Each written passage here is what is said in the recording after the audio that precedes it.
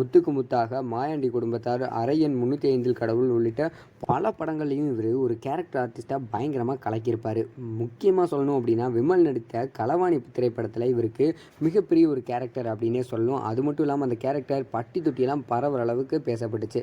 Cinema மட்டும் இல்லாமல் Sun டிவியில் பார்த்தீங்க அப்படின்னா ஒளிபரப்பாகிட்டு இருக்கக்கூடிய ஆனந்தராகம் சீரியல்லையும் இப்போ நடிச்சிட்டு வந்துட்டு இருக்காரு நம்ம இளவரசு. தமிழ் சினிமாவில் பன்முகத்தன்மை கொண்டவராக இருக்கக்கூடிய இவருக்கு பரதன் அப்படிங்கிற மகன் இருக்கார். இவரோட திருமணம் பார்த்தீங்க அப்படின்னா ரீசெண்டாக முடிஞ்சிருக்கு.